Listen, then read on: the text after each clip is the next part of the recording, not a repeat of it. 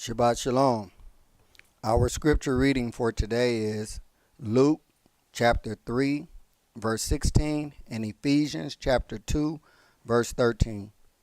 John answered, saying unto them all, I indeed baptize you with water, but one mightier than I cometh. He shall baptize you with the Holy Spirit and with fire. Luke chapter 3, verse 16. Now in the Mashiach Yeshua, you who sometimes were far off are made near by the blood of the Mashiach. Ephesians chapter 2, verse 13. Shabbat Shalom, family. Our selection today, all through the blood.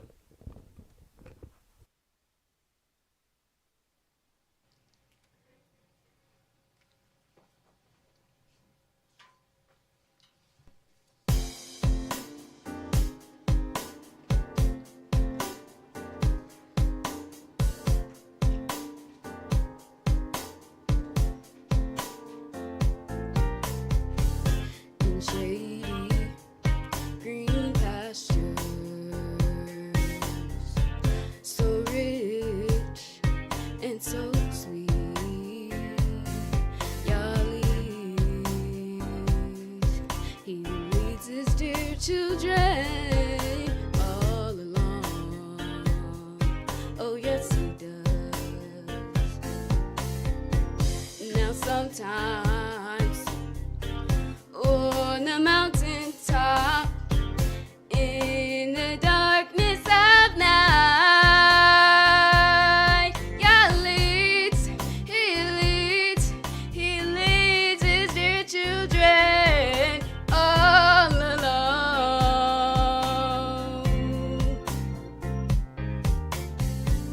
In shady green pastures, so rich and so sweet. Yah He leads his dear children all along. Oh yes, he does. Now sometimes on the mountaintop, in the darkness of night, Yah He leads his dear children all along. Some through the water, some through the water, some through the water, some through the water, some through the flood, some through the flood.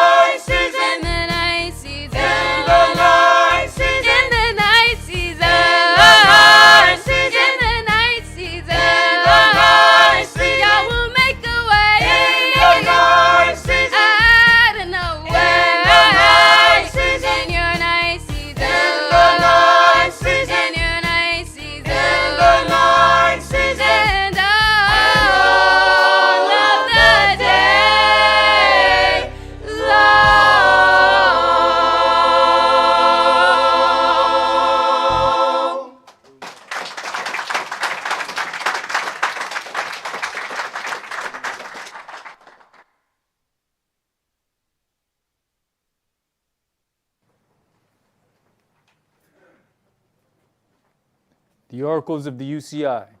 1 Peter chapter 4, verses 7 through 11. But the end of all things is at hand. Be you therefore sober and watch unto prayer. And above all things have fervent love among yourselves, for love shall cover the multitude of sins. Use hospitality one to another without grudging. As every man has received the gift, even so minister the same one to another as good stewards of the manifold grace of Elohim. If any man speak, let him speak as the oracles of Elohim. If any man minister, let him do it as of the ability which Elohim gives, that Elohim in all things may be glorified through Yahshua the Mashiach, to whom be praise and dominion forever and ever. Amen. Ephesians chapter 4, verses 29 through chapter 5 and verse 4. Let no corrupt communication proceed out of your mouth, but that which is good to the use of edifying, that it may minister grace unto the hearers. And grieve not the Holy Spirit of Elohim, whereby you are sealed until the day of redemption. Let all bitterness and wrath and anger and clamor and evil speaking be put away from you with all malice. And be you kind one to another, tender-hearted, forgiving one another, even as Elohim for Yahshua's sake has forgiven you. Be you therefore followers of Elohim, as their children, and walk in love, as the Mashiach also have loved us, and has given himself for us an offering and sacrifice to Elohim for a sweet-smelling savor. But fornication, and all uncleanness, or covetousness, let it not be once named among you as becomes saints. Neither filthiness, nor foolish talking, nor jesting, which are not convenient, but rather given of thanks. Ecclesiastes chapter 5, verses 1 and 2. Keep your foot when you go to the house of Elohim, and be more ready to hear than to give the sacrifice of fools, for they consider not that they do evil. Be not rash with your mouth, and let not your heart be hasty to utter anything before Elohim. For Elohim is in heaven, and you upon earth. Therefore, let your words be few. Exodus chapter 23, verses 20 and 21. Behold, I send an angel before you to keep you in the way, and to bring you into the place which I have prepared. Beware of him, and obey his voice. Provoke him not, for he will not pardon your transgressions, for my name is in him. Revelations chapter 3, verses 20 through 22. Behold, I stand at the door and knock. If any man hear my voice and open the door, I will come into him and will sup with him, and he with me. To him that overcomes will I grant to sit with me in my throne, even as I have also overcame and am sat down with my Father in his throne. He that has an ear, let him hear what the Spirit says unto the churches. All right, Shabbat Shalom, Shabbat shalom. which is peace on the Yahweh's holy Sabbath day. Welcome to another holy convocation that Yahweh has enjoined unto us here in this body of Yahshua. As we have been going over some various topics here in Bible study and Sabbath sermons, as we start to go into our culture, and if you get on the internet and start looking at things, you'll think that you're not doing the things according to Yahweh's culture, because you're going to run into a whole lot of things that you see a lot of people doing, and you start to believe that maybe it's we need to be doing some more some more practices, some more something. And you have to remember that the culture of Yahweh is in this book. The culture of other individuals is in other books. And people don't realize that that's what they're about to get. They think they're getting smarter. They think they're getting more educated. And what they're getting is the culture of other individuals. And you sometimes have to go deeper into it to realize, wow, I've gotten off the path that is pleasing unto my Elohim. So we're going to need to go through some things so that you, when these things are brought forth to you, you won't feel like, man, there's something that I'm missing here. And there's a tactic in the way that it's delivered so that you'll always feel like you're not doing what you're supposed to be doing when you look out into the world. Now, if you stay in this book, you're going to keep coming across some things that reground you. But if you end up watching television or end up being on the internet more than you in your book, you're going to have some problems. You're going to end up having some problems because the things that you witness are going to be deeper in your mind than the things that you read. Now, the things that you witness and understand, when you can watch the internet, they have dramatization factor. They got bombs going off in the background. They got surround sound. Now you gone. That you actually think that was Yahweh's voice. You hadn't got back in your book. So now the drama from watching other people enact things has now got you questioning. So we're gonna start today's sermon in Zechariah chapter 7. And we're gonna read verses 1 through 14. And today's sermon is entitled Fasting in Favor. Now, there's a whole lot of things that people do, but what we have to break it down to is not about how I feel, how you feel. It is all about how does Yahweh see that particular thing. Anybody can tell you how they feel about something. But the real question is it pleasing unto your Elohim? There's not one of us that is without sin. We understand that. But when it comes down to participating in certain activities, do those things please your Elohim? That is the $1 million question. Zechariah chapter 7, and let's start that at verse 1. And it came to pass in the 4th year of King Darius that the word of Yahweh came unto Zechariah in the 4th day of the 9th month, even in Kislev, when they had sent unto the house of Elohim Sherezer and Regamelech and their men to pray before Yahweh, and to speak unto the priests which were in the house of Yahweh of hosts, and to the prophets, saying, Should I weep in the 5th month, separating myself as I've done these so many years? All right, now I need for you to see some things here. Verse 1, and it came to pass in the 4th year of King Darius, the word of Yahweh came unto Zechariah in the 4th day of the 9th month, even in Chislev. Now understand, they get these names of these months from Babylon. Now, jump down to verse 3. And speak unto the priests which were in the house of Yahweh of hosts, and to the prophets, saying, Should I weep in the 5th month? Why he didn't say that name? You need to learn the difference between when a man talking and when Yahweh talking. Yahweh not using them pagan God name. So understand something. If we get to the point where we are then allowed to go back in our land, the $1 million question that we should be asking is, why are these names still being used in Israel if the people are in charge of their land? See, I know why we use Babylonian things, because we don't have any choice. We are not in control. But if you are in control of your own land, why are the Babylonian names still being used? You know, we often say the Talmud, and you know we're saying that short, right? You know, the name is the Babylonian Talmud. I just figured y'all might need to know that. All right, go ahead, brother. Verse 4. Then came the word of Yahweh of hosts unto me, saying, Speak unto all the people of the land, and to the priests, saying, When you fasted and mourned in the 5th and 7th month, even those 70 years, did you at all fast unto me? Now, wait a minute. You know, the question is coming about, okay, if we are mourning for these events, and then something else is happening whereby, okay, this captivity is about to be over, why are we still mourning for the past events? Yahweh said, who you was fasting to in the first place? See, sometimes we think we're doing something that's pleasing to him. You might have to sit back and ask yourself some questions. Who you doing that for? Go ahead. Even to me? And when you did eat, and when you did drink, did not you eat for yourselves and drink for yourselves?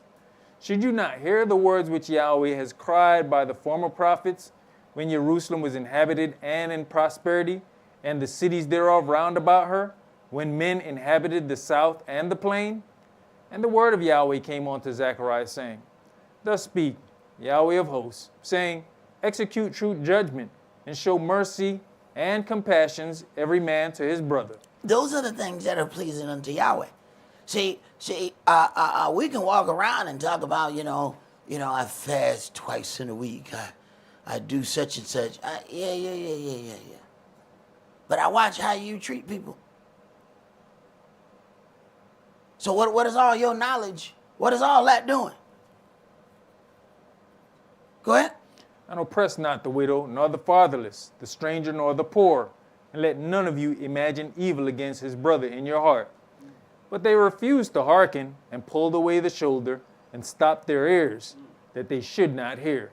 Yea, they made their hearts as an adamant stone, lest they should hear the law and the words which Yahweh of hosts has sent in his spirit by the former prophets. Therefore came a great wrath from Yahweh of hosts.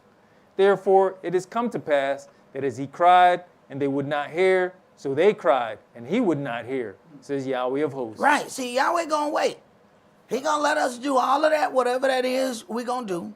And then when it come time for our calamity, then he gonna sit back. Then we gonna see who has done what. No. All them people you gave your choice time, go ahead and call them. What you calling me for? No. You hung out every Wednesday night and played poker with James and them, right? Call James.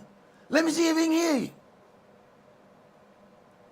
Who you calling me now for? You ain't called me before. Matter of fact, that's the first Wednesday I done seen you.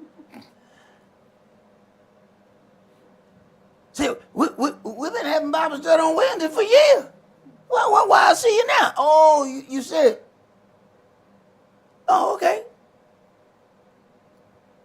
No, you have to get in this book and understand how Yahweh operate. At least you think that this is my thought process. See, you think that's Esaac saying that. You need to read it for yourself so that way you don't think that I'm putting forward my feelings. No. He says, No, ask them people you spent your time with.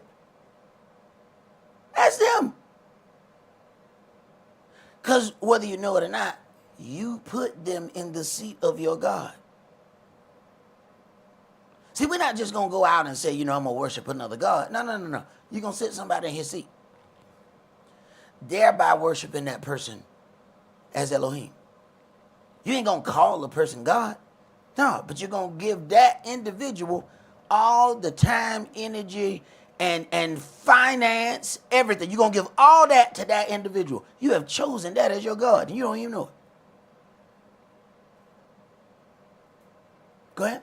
But I scattered them with a whirlwind among all the nations whom they knew not. Thus the land was desolate after them, that no man passed through nor returned, for they laid the pleasant land desolate. All right, keep going. Again the word of Yahweh of hosts came to me, saying, Thus says Yahweh of hosts, I was jealous for Zion with great jealousy. I was jealous for Zion with great jealousy. So Yahweh watches how we operate. See, even when we get off in our feelings. See, we had a job and somebody get on our nerve and we can bite our tongue. Somebody get on our nerves again. We can bite our tongue again.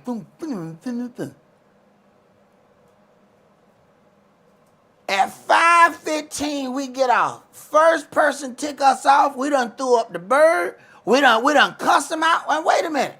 You bit your tongue 4 times when you was at Mr. Bob Dabalina's job. Soon as you come out of that job, matter of fact, you come in Yahweh's house. Can't nobody say nothing to you.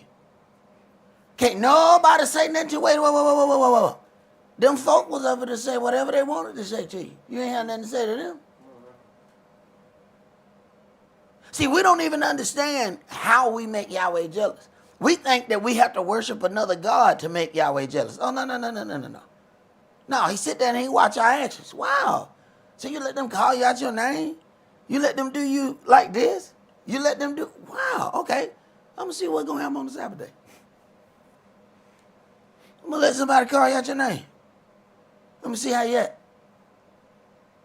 All of a sudden, they got to get dust off the floor, some holy water, and douse you. Wait a minute. That ain't what happened when you was at that job. Oh, okay. Right. You didn't even know you were making your God jealous. Go ahead. And I was jealous for her with great fury. Thus says Yahweh, I am returned unto Zion, and will dwell in the midst of Jerusalem. And Jerusalem shall be called the city of truth, and the mountain of Yahweh of hosts, the holy mountain. Thus says Yahweh of hosts, there shall yet old men and old women dwell in the streets of Jerusalem, and every man with his staff in his hand for very age. And the streets of the city shall be full of boys and girls playing in the streets thereof. Thus says Yahweh of hosts, if it be marvelous in the eyes of the remnant of this people in those days, should it also be marvelous in mine eyes, says Yahweh of hosts. Thus says Yahweh of hosts, behold, I'll save my people from the east country and from the west country, and I'll bring them, and they shall dwell in the midst of Jerusalem, and they shall be my people, and I'll be their El, in truth and in righteousness. Thus says Yahweh of hosts, let your hands be strong, you that hear in these days these words by the mouth of the prophets, which were in the day that the foundation of the house of Yahweh of hosts was laid, that the temple might be built. For before these days there was no hire for man, nor any hire for beast, neither was there any peace to him that went out or came in because of the affliction. For I set all men, every one, against his neighbor. But now I will not be unto the residue of the people as in the former days, says Yahweh of hosts. He says, for I set all men, every one against his neighbor. See, we walk away from the culture that Yahweh has given unto us. Then, when we turn on the news and it's all this turmoil back and forth between us, we think we can go hold hands, sing kumbaya, and it's going to be all right. See, we ain't even figured out what the problem is. We think that we can have all these forums, we can do all of these things, and we're going to come back together. No, we ain't. No, we ain't. You have many of them and you won't.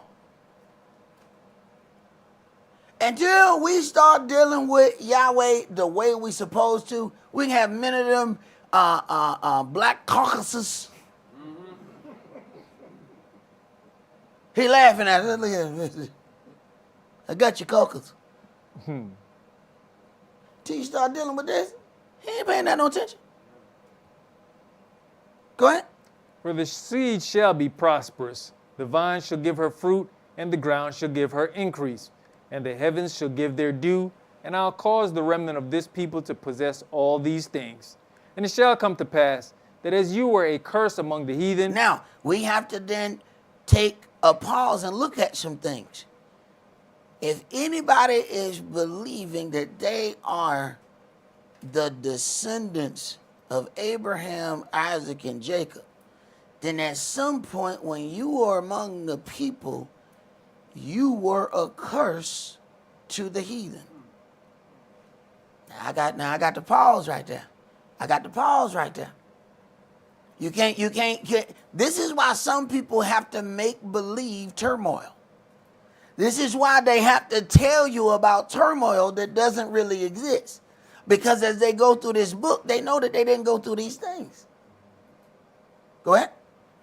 O house of Yehudah and house of Israel, so will I save you, and you shall be a blessing, fear not. But let your hands be strong.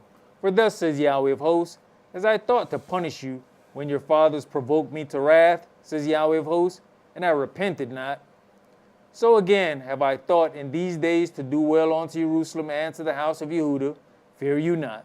These are the things that you shall do. Speak you every man the truth of his neighbor. Speak you every man the truth to his neighbor. Execute the judgment of truth and peace in your gates.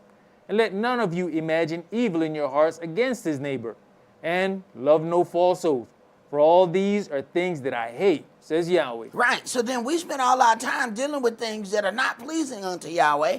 Then the things that are pleasing, we won't even make one step to go and do. Go ahead.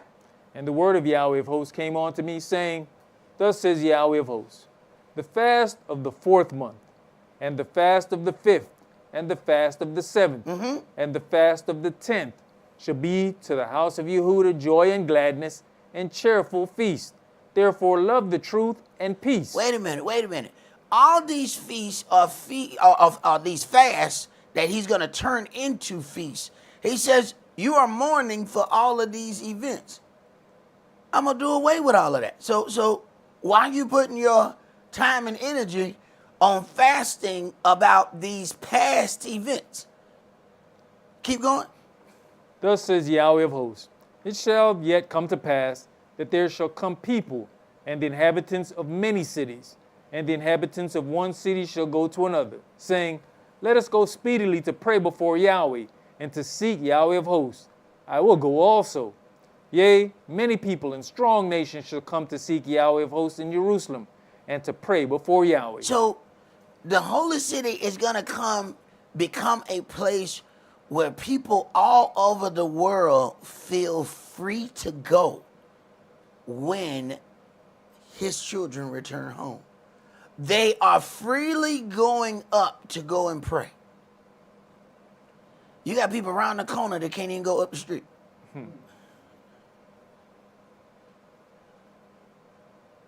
Go ahead. Thus says Yahweh of hosts, in those days it shall come to pass that 10 men shall take hold out of all languages of the nations, even shall take hold of the skirt of him that is a Yehudim, saying, we will go with you, for we have heard that Elohim is with you. So people will grab a hold to one of the children of Israel and says, we're going to go with you, for we have heard that Elohim is with you. So let's get some understanding about these fasts. Let's go to 2 Kings chapter 25.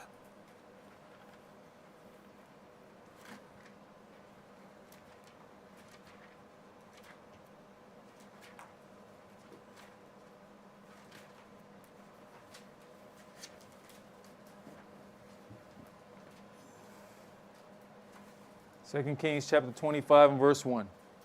And it came to pass in the 9th year of his reign, in the 10th month, in the 10th day of the month, that Nebuchadnezzar, king of Babylon, came, he and all his host against Jerusalem, and pitched against it, and they built forts against it round about. And the city was besieged unto the 11th year of King Zedekiah. And on the 9th day of the 4th month, the famine prevailed in the city, and there was no bread for the people of the land. And on the 9th day of the 4th month, the famine prevailed in the city, and there was no bread for the people of the land. So now we're starting to get the understanding of what these events are about. Go ahead. And the city was broken up, and all the men of war fled by night by the way of the gate between two walls, which is by the king's garden. Now the Chaldees were against the city round about, and the king went the way toward the plain. And the army of the Chaldees pursued after the king, and overtook him in the plains of Jericho, and all his army were scattered from him. So they took the king, and brought him up to the king of Babylon to Riblah, and they gave judgment upon him.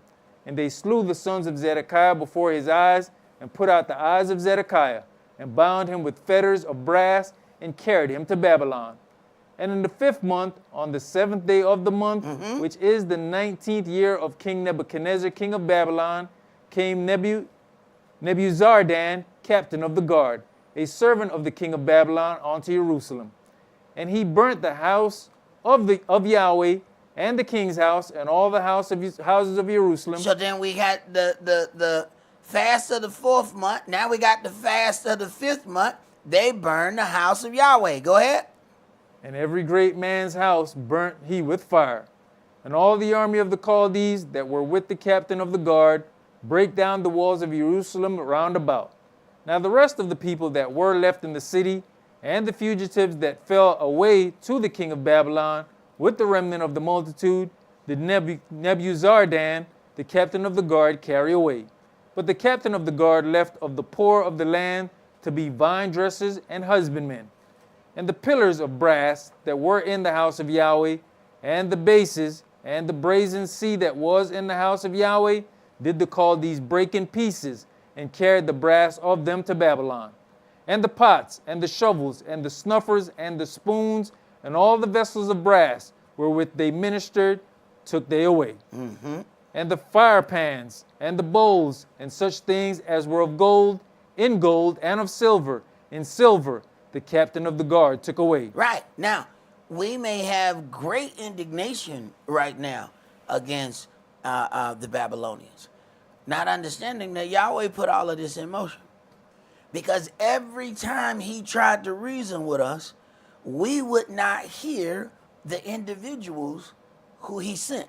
It is so interesting that the arrogancy of man, we always say, dumb stuff like, trust Yah, but don't believe in man. Who the hell you think he gonna send to talk to you?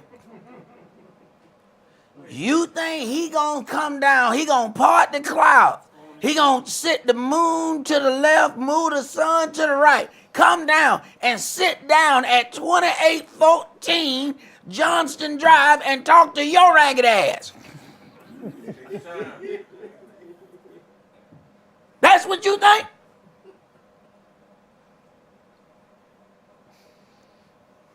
Right. So the people he's sending them to you, you keep shrugging them people off. They don't know nothing. Here is the end result. So while we crying we got robbed, yeah, Yahweh robbed us.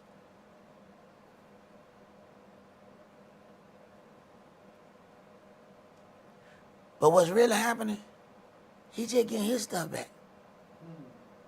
No. I can't hear that. Oh, you thought you earned that? No, I went to college. I got a 3.7. I did this. Give me my stuff. You can't seem to hear me when I speak to you. Give me my stuff. See, our problem is we think this our stuff. You gonna find out. Go ahead.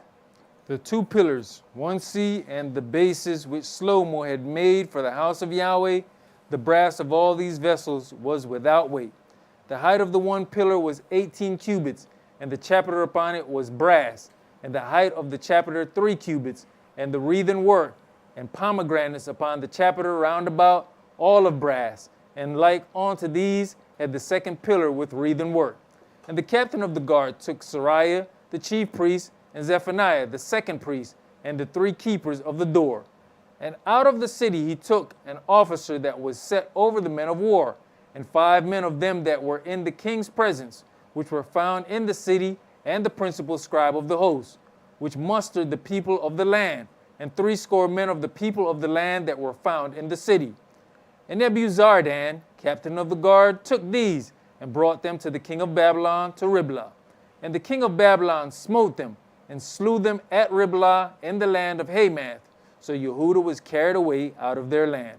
All right. So we have several of these fasts, the understanding of what they're for. When you get right down to it, it is mainly about the losing or the destruction of the temple and the city. Keep going. And as for the people that remained in the land of Yehudah, whom Nebuchadnezzar, king of Babylon, had left, even over them he made Gedaliah the son of Ahikam, the son of Shaphan, ruler. And when all the captains of the armies, they and their men, heard that the king of Babylon had made Gedaliah governor, there came to Gedaliah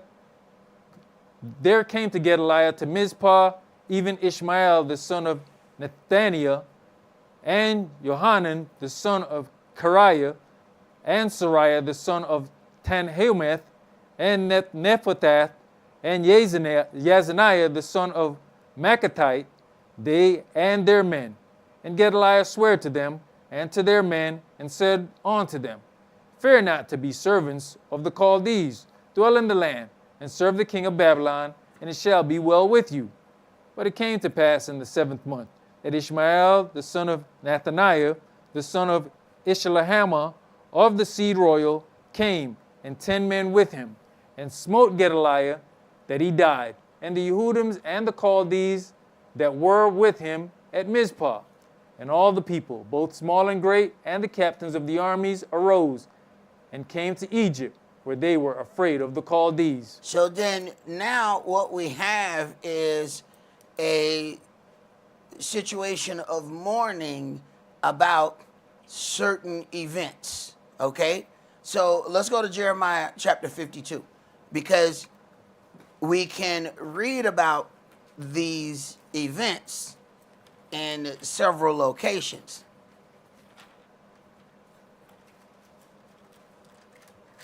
Jeremiah chapter 52, and let's start that at verse 1.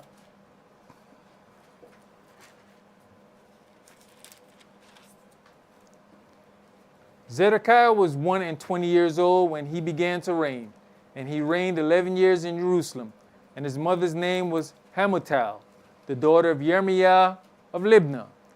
And he did that which was evil in the eyes of Yahweh, according to all that Jehoiakim had done. For through the anger of Yahweh it came to pass in Jerusalem and Yehudah, till he had cast them out from his presence, that Zedekiah rebelled against the king of Babylon. Now, we don't see that we are being extra rebellious when we are in control of something. We don't deal with it right. Yahweh then brings somebody else in and put them in charge, and then we rebel against that individual. Now, you just rebelled against your punishment. That punishment was actually keeping you alive. Then you rebelled against the punishment. Now you got to go. That's equivalent to a man disciplining his son, and he's saying, don't you do such and such because of what you've done. And he come home and the kid is doing exactly what he told him not to do.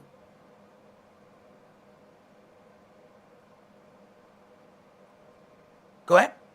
And it came to pass in the 9th year of his reign, in the 10th month, in the 10th day of the month, that Nebuchadrezzar, king of Babylon, came, he and all his army, against Jerusalem, and pitched against it, and built forts against it round about.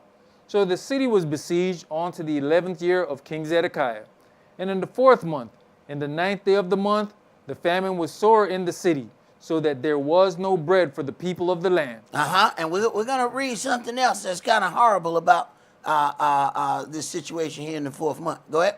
Then the city was broken up, and all the men of war fled, and went forth out of the city by night by the way of the gate between the two walls, which was by the king's garden. Now the Chaldeans were by the city round about, and they went by the way of the plain. But the army of the Chaldeans pursued after the king, and overtook Zedekiah in the plains of Jericho, and all his army was scattered from him. Then they took the king, and carried him up unto the king of Babylon, to Riblah, to the land of Hamath, where he gave judgment upon him. And the king of Babylon slew the sons of Zedekiah before his eyes. This is his judgment for transgressing against Yahweh. Yahweh just letting the heathen do it. Go ahead. He slew also all the princes of Yehudah in Riblah. Then he put out the eyes of Zedekiah, and the king of Babylon bound him in chains, and carried him to Babylon, and put him in prison till the day of his death. Now in the 5th month, in the 10th day of the month, which was the 19th year of Nebuchadrezzar, king of Babylon, came Nebuzaradan, captain of the guard, which served the king of Babylon, into Jerusalem, and burnt the houses of Yahweh and the king's house, and all the houses of Jerusalem, and all the houses of the great men burnt he with fire. All right, so then we see the same situation going. We got the 4th, the 5th, and the 10th month being dealt with. The children of Israel are mourning for these things. Yahweh asked, when you did all this fasting, did you fast unto me? I know what all your laws, I'm the one that took it. What is this about? This is where things start to get interesting. I want you to go to Matthew chapter 24.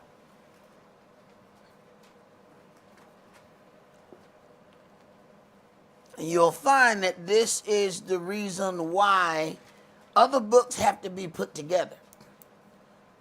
You know, even when I was going through and reading some things of Josephus and, you know, Antiquities of the Jews, he's basically putting together things that are already in the book. And people will say, okay, well, why is that a bad thing? Well, it's not necessarily that it's a bad thing. Here's the problem.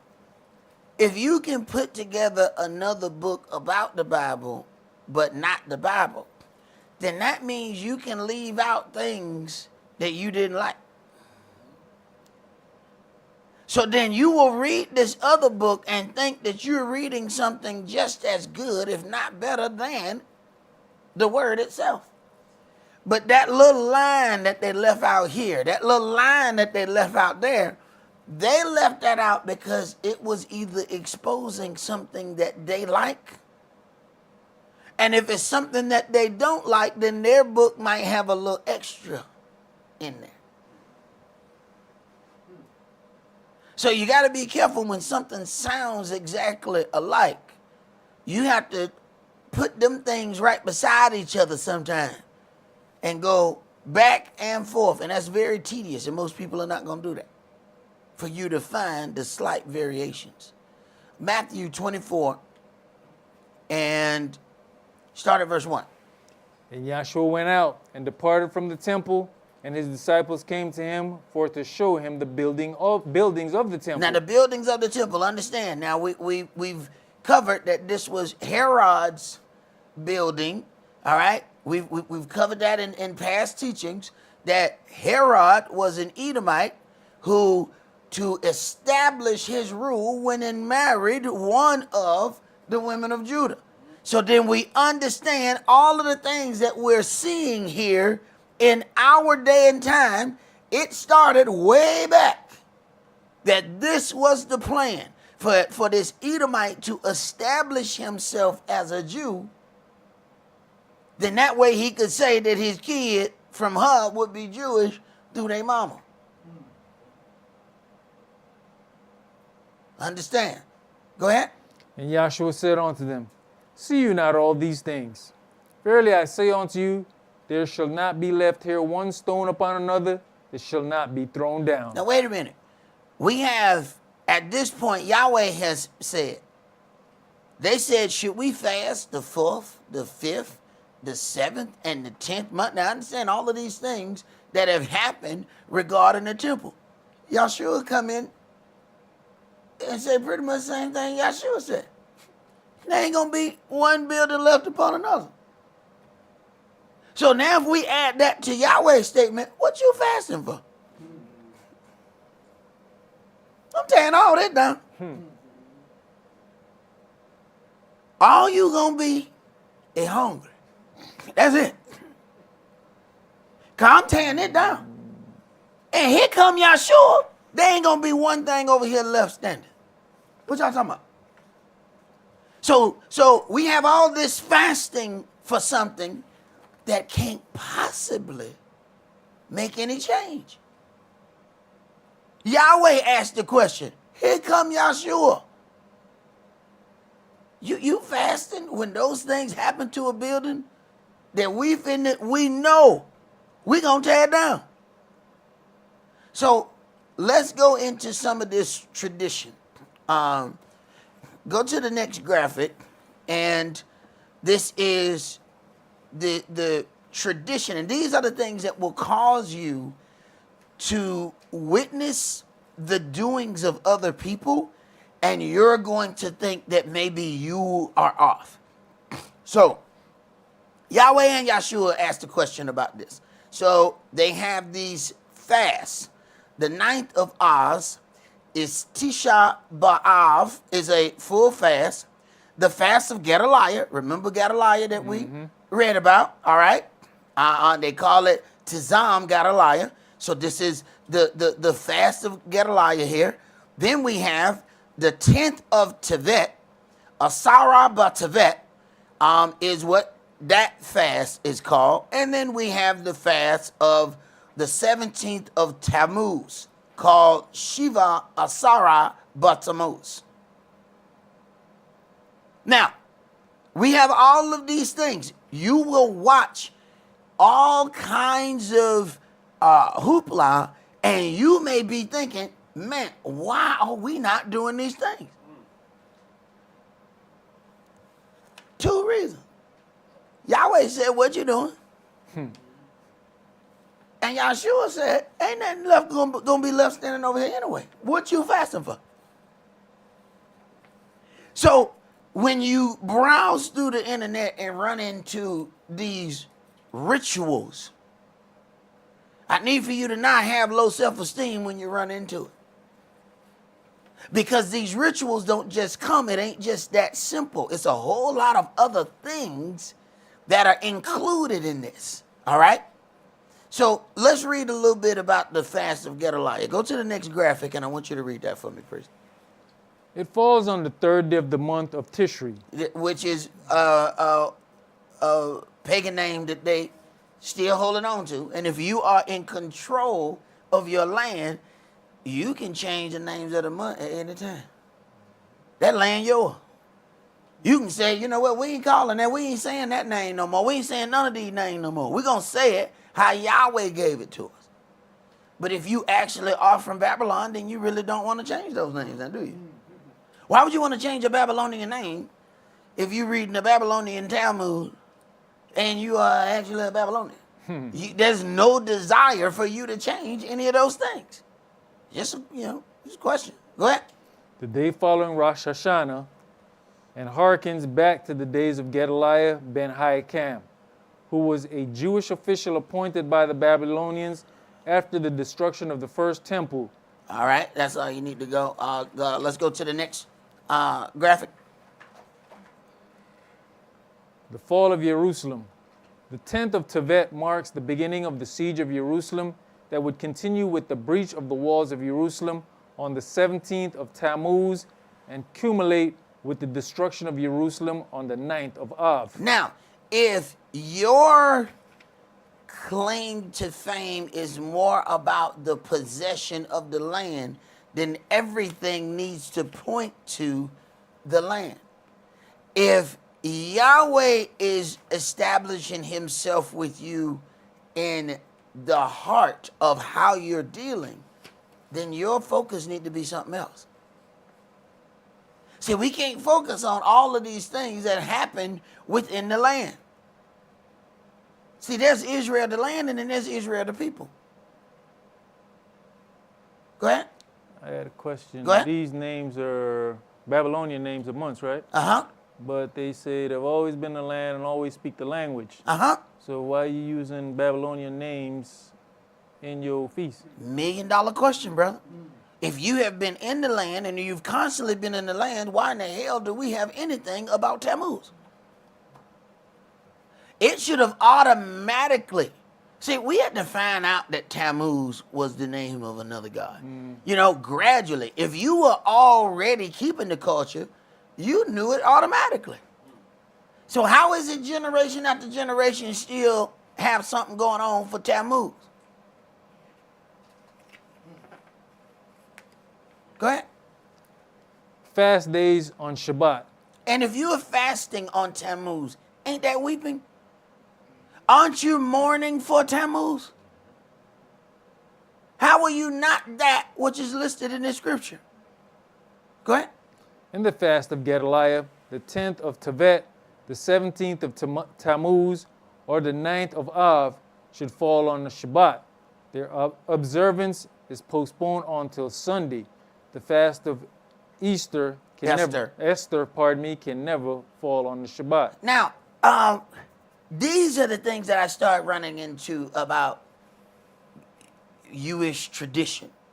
Because people would say that, okay, well, if the feast day fall on this day, we have to move it. Who the hell, where that come from? Show me where that at. Where do we move something because it fell on the Sabbath? It's normally my birthday today, but it fell on the Sabbath, so I was born tomorrow. What? Where that come from? Show me where Moshe said, all right, when you count out these days, if it land on the Sabbath, stop. See, now we have tradition. You need to learn the difference between tradition and actual biblical culture. See, this is tradition. And these are the things that kind of threw me off when I first started getting into learning how to count the days. And people said, well, did you move it? Move what? Well, when you counted it and it landed on this day, did you move it to the next? Why the hell would I do that? Because, you know, that's how it's done in Israel. No, that ain't how it was done by Yahweh. I don't know what you talking about. See, when you have a whole lot of Babylonian influence, you have to start stopping and say, wait a minute. Was this something ordained by my God, or is this something that was brought from Babylon? And if you cannot find it in the Torah, you got to lean toward Babylon. Go ahead. The fast of Esther. While a fast is mentioned in the Bible at Esther 4:16, it is not at all explicit there that an analogous fast was meant to be observed by successive generations. That means an annual, that it was not something set, that this was supposed to be an ongoing situation. But once again, if your name and claim is to the land, anything that questions your existence needs to be pushed forward. So now, instead of walking in our full heart to Yahweh, this is a situation whereby the individuals who tested got dealt with. So now there's annual recognition of this. You think other situations hadn't happened along, this entire book? Why is there an annual fast about certain things? Draw a line to the things, and then you see the concept behind it. Go ahead.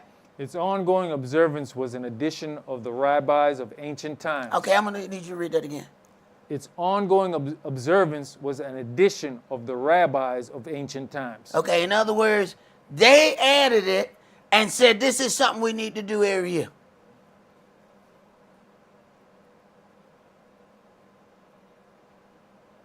And it says the rabbis. Yahshua said, call no man rabbi. Okay, go ahead. In the book of Esther, the heroine proclaims a 3-day fast so the people can pray for her before she dares present herself before King Ahasuerus. We commemorate this 3-day fast with a 1-day version on the day preceding Purim. This fast is observed from sunrise until nightfall. Now understand, I got this from a Jewish website. This is them explaining their culture. Please, at no point, think that because he's reading that's what we doing. Understand? All right, go to the next one. Because see, somebody just tuned in just now. Somebody just tuned in right now. And you know us, man, we don't back up. You know what I'm saying? We don't back up to see what was said before. And they like, all right, Kish and them keeping the fast else. Not the hell. I just heard him read it. Go ahead, bro. If Purim falls on Sunday, the fast is observed the previous Thursday. All right, I just got a question. Where that at? Where that's at? Where is that? Learn the difference between tradition and your God, because you're going to go somewhere and some of these things start being explained to you and you think something wrong with you. And let me tell you how they're going to throw you off. You have to listen to a rabbi teach. They constantly go in and out of Hebrew. It's two languages spoken. They'll be talking to you in English, and then all of a sudden, boom, about 5 or 6 words coming out in Hebrew. So they're using all of these Hebrew terms. What happens? Eventually, all of that going back and forth. Do you know what such and such means? Okay, that means this. So it's constantly pulling you down and making you think, okay, I don't understand a whole lot about this culture. You don't understand a whole lot about tradition, because it ain't got a damn thing to do with Yahweh. But all of these Hebrew terms are going to be pulled out and explained to you. And you watch how they talk. The whole sentence, it might be 5 English words and then 2 Hebrew in the same sentence. Hey, man, can we stick to one damn language in one sentence? But now that has a purpose. Go ahead. Oh, man. This is the least strict of all the statutory fasts. Even if one's eyes are merely aching as a result of not eating, one may break the fast. Gloss of Rima to Sa'arat Kashim. Right. Go ahead. The essential element is not to ruin the enjoyment of Purim itself by taking an overly fastidious approach to the fast that precedes it. I ain't never even heard of fastidious. Hey, bro, that's like exceeding magnifical. And you know, don't be overly fastidious to your fast. But it's a fast, but not, you know, if you don't feel like it. I mean, but you know, I'm just. You need to know the difference between tradition and the culture of your Elohim, because a whole lot more is into these things. Chanting, certain songs, certain drinks. When you start adding into all of that, you're going to feel like, you know, hey, I'm not doing what I'm supposed to be doing. Ain't none of this in this book. Go ahead. Hey, man, I don't recall my eye ever aching from not eating. Hey, bro, I ain't never had an eye ache. You know what I'm saying? My eye was hurting when I was looking at something I had no business. You know what I'm saying? That was my eye was hurting for. Turn, boy! You know. Go ahead, man, before I get into trouble. The 17th of Tammuz. The 17th of Tammuz is also a sunrise to nightfall fast day, coming just 3 weeks before the 9th of Av. This fast commemorates the breach of the walls of Jerusalem by the Romans after many months of siege in 70 CE. The fast also commemorates the breach of the walls during the Babylonian siege of the city in the 6th century BCE, although historically this occurred a week earlier in the month, as noted at Jeremiah 39 and verse 7. So then these things are just set and put to deal with other events, so that there's a national fast day that everybody participates in. But see, if you have these events, it brings the individuals together in performing all of these things. Yahweh has already given us days for that. They're called holy days. He has given us something. But see, if you have these outside events, guess what? People who don't really deal with Yahweh can still partake in these things. So that way you can have non-practicing individuals, but you're still building up the thought process of the nation. So these things have a purpose. Go ahead. The 9 days and the 3 weeks. The 17th of Tammuz inaugurates a mournful period that accumulates 3 weeks later on the 9th of Av. All right. Mournful. The book expressly says, look, there were women standing at the door weeping for Tammuz. So when you then move this and turn it, But we ain't gonna cry, but we're gonna be sad. Okay, y'all, just be sad. But don't let no tear fall, because that way we won't be crying per se. tell me that ain't the same thing. So then now we have to ask ourselves, who is putting these traditions in play? Go ahead.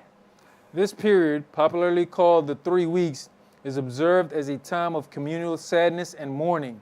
Weddings and other joyous occasions are not scheduled during this period. All right. You are not allowed to have, a joyous occasion during this time of mourning. Go ahead. The days between Rosh Chodesh Av and the 9th of Av are called the 9 days and are characterized by the rabbinic dictum.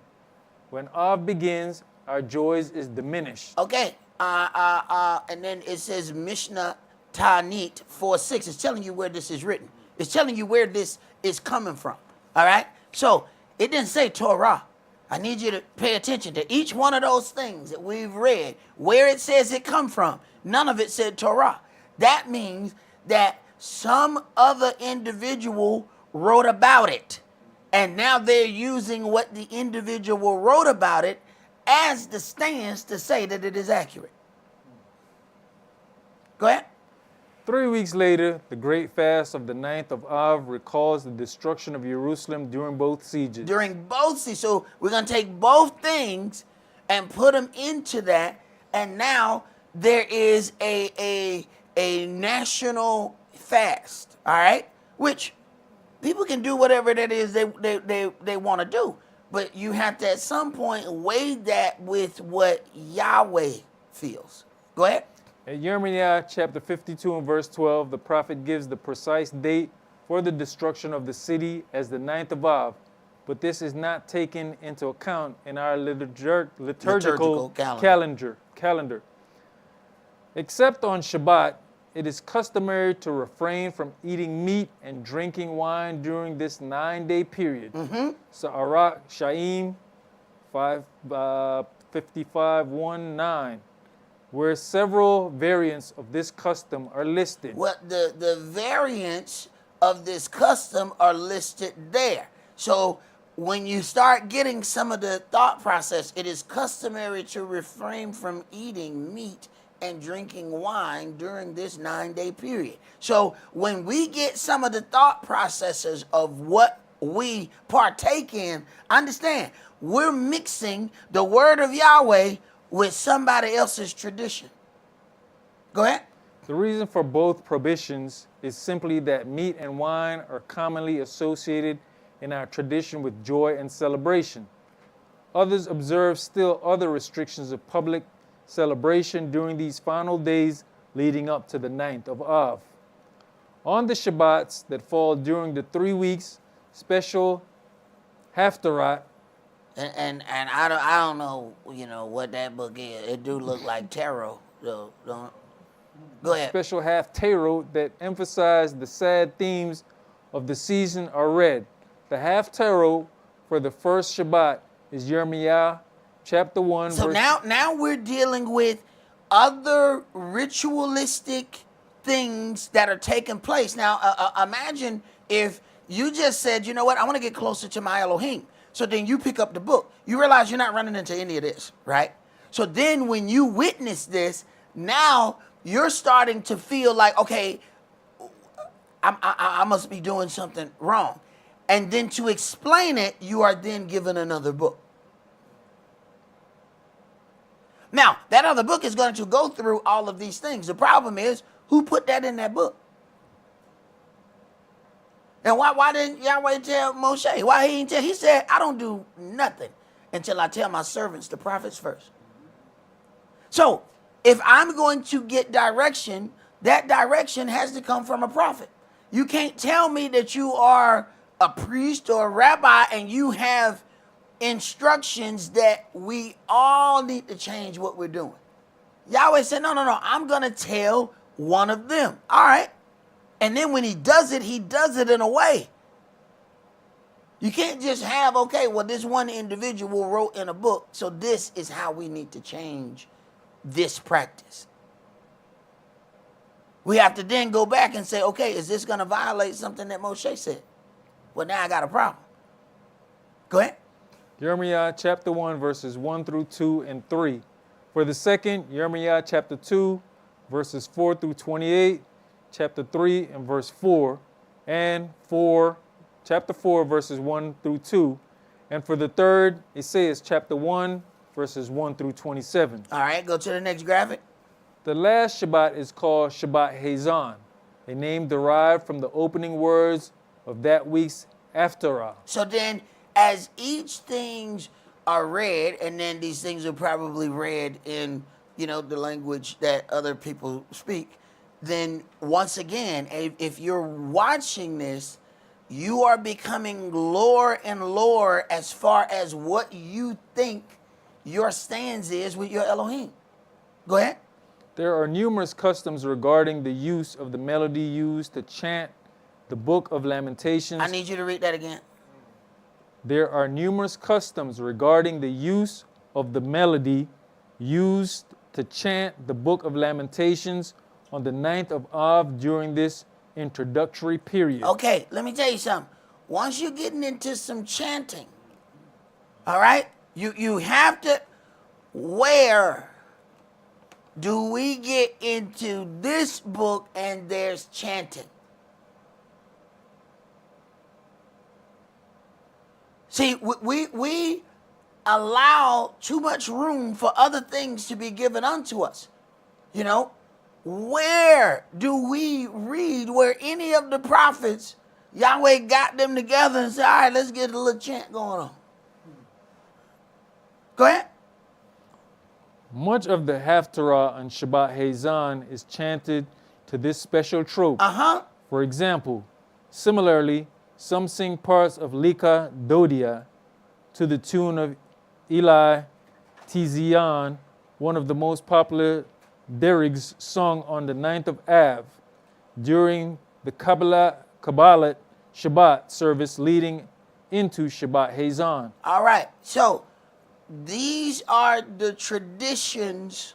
So now I want you to go to Matthew chapter 15. So when you get and run into some of these things, or it is brought unto you, you need to understand, and your reply needs to be, even when people say, do you keep such and such feast? I only keep the feasts that are listed in Leviticus 23. If it's not listed in the Torah, I don't keep it. Everything that you have just heard priest kids read is not in the Torah. All of the traditions the chanting, none of that's there. So when you understand, or when you receive a question, well, I looked on the internet and they said that this is happening in Israel. Why don't you do it? Because it's not in the Torah. Matter of fact, it's not in this Bible anywhere. That is coming from some other extraneous books, and those are other people's culture. That's why. See, a lot of times if you can't answer that question, then people believe that, oh, you really don't, you don't even know what you believe in. You when I asked you about the such and such, you couldn't answer it. I couldn't answer it because that ain't in my book. That was in somebody else's book. You don't ask me about what's in somebody else's book. Ask them what's in their book. You ask me what's in mine. Matthew chapter 15, and we're going to read verses 1 through 14. Then came to Yahshua scribes and Pharisees, which were of Jerusalem, saying, why do your disciples transgress the tradition of the elders, where they wash not their hands when they eat bread? But he answered and said unto them, why do you also transgress the commandments of Elohim by your tradition? Wait a minute. All right. Now, we just read a whole lot. I know y'all were getting sick. I mean, why you keep reading this stuff? He going through all this stuff. We ain't never going to do none of this stuff. I don't know why he read. Now, all of a sudden, this makes something altogether different now, don't it? Mm-hmm. See, there's reading something, and then there's having the background before you read it. Where he going with all these traditions? All of this was already brought to him. Understand, he has dealt with everything that we just read. And then he says, you transgress the commandment of Elohim and use your tradition to do it. Right. Go ahead. For Elohim commanded, saying, honor your father and mother, and he that curses father or mother, let him die the death. But you say, whosoever shall say to his father or his mother, it is a gift by whatsoever you might be profited by me, and honor not his father or his mother, he shall be free. Thus have you made the commandment of Elohim of none effect by your tradition. You hypocrites, well did Esaias prophesy of you, saying... Wait a minute, now, hey, this is harsh words for somebody who is just love. This is all they say about Yahshua. He just love, all he do, he just walk around with a bunch of roses, and he just pass them out to people. I love you. I love you. Wait a minute. That didn't sound like love. You hypocrites. Go ahead. There's people draw near unto me with their mouth. Wait a minute. And honor me with their lips. But their heart is far from me. Wait a minute. Okay, wait a minute. So if they honor with their mouth, they will pay more attention to the festivities and not the heart of the actual matter. This is why when you have a gathering, you can get all manner of people to show up at a gathering. Who brought their heart with them to the gathering? Go ahead. But in vain they do worship me, teaching for doctrines the commandments of men. What do you think tradition is? Tradition is the commandment of man. Some man wrote about such and such, and now there's a special this. You got to hold the egg this way, and then you flip the egg as you chant the song. What? That's tradition and commandments of men. Go ahead. And he called the multitude and said unto them, Hear and understand. Not that which goes into the mouth defiles a man, but that which comes out of the mouth, this defiles a man. Then came his disciples and said unto him, Know you that the Pharisees were offended after they heard this saying? Now, then the disciples said unto him, Don't you know you offended the Pharisees? Now let's see what Dr. Love had to say. Go ahead. But he answered and said, Every plant which my heavenly Father has not planted shall be rooted up. He said, I'm sorry, right? He said, but tell him I love him. He said, can I hug him? Wait a minute, what did Dr. Love say? It says you have offended somebody. You have offended these people, y'all sure? They hurt. You made them mad. They upset. They don't know what to do. What you gonna do? Well, let's read the next one. Let's see if maybe he go love on this verse. Go ahead. Let them alone. Wait a minute, let them alone. Well, it start with L, but it don't sound like love either. Go ahead. They be blind leaders of the blind. And if the blind lead the blind, both shall fall into the ditch. I didn't get no sympathy or anything from what was happening right there. See, there's the Yahshua that's in this book, and there's the Yahshua that everybody talk about. It ain't the same Yahshua. Let's go to Titus chapter 1. So when somebody start talking to you about, God, you got to ask, now what God we talking about? Because are we talking about the God in this book, or are we talking about the God in your mind? Which one of them are we talking about? Because that one in your mind is the nicest, coolest, accepting, never angry. But the one in this book, different. So we got to first figure out which God we talking about. Because you don't stand a chance talking to somebody about the God in their mind, right? Because you know that they mind. You will never win a discussion with somebody about a God that only lives in their mind. You only have a point of discussion, a basis, when you're discussing the Elohim of this book. So before you get deep off in a conversation, you need to understand which one we're talking about. Because you might just be wasting your time. Titus chapter 1, and I want you to read verses 10 through 16. For there are many unruly and vain talkers and deceivers, especially they of the circumcision. Where you at? Titus chapter 1 and verse 10. All right, go ahead. Verse 11. Whose mouths must be stopped, who subvert whole houses, teaching things which they ought not, for filthy lucre's sake. Man, some people teach. Some people just invite people over their house to let other people teach. They don't even know what's being taught. Go ahead. One of themselves, even a prophet of their own, said, The Cretians are always liars, evil beasts, slow bellies. This witness is true. Wherefore rebuke them sharply, that they may be sound in the faith. That don't sound like just give them a hug. Go ahead. Not giving heed to Jewish fables. Not giving heed to Jewish fables. Wait a minute. We're starting to get some things here. What are we? You ever notice you turn on certain places, and man, we gonna hear one song. You turn on to some other places and they done did a Shema song for an hour and a half. Let me tell you what that is. Chanting. Why do you think the song took that long? Chanting. So that everybody can take a part in the song. Chanting. Right. Go ahead. Not giving heed to Jewish fables and commandments of men that turn from the truth. Unto the pure all things are pure, but unto them that are defiled and unbelieving is nothing pure, but even their mind and conscience is defiled. They profess that they know Elohim, They profess.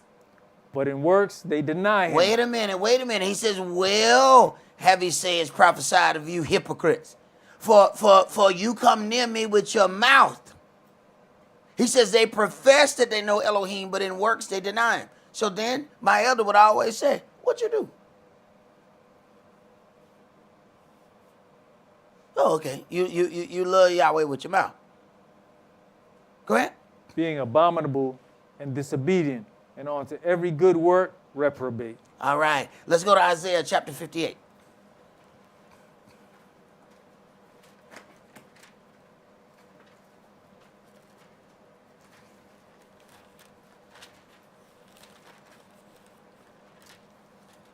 And we were part of all kind of tradition and culture.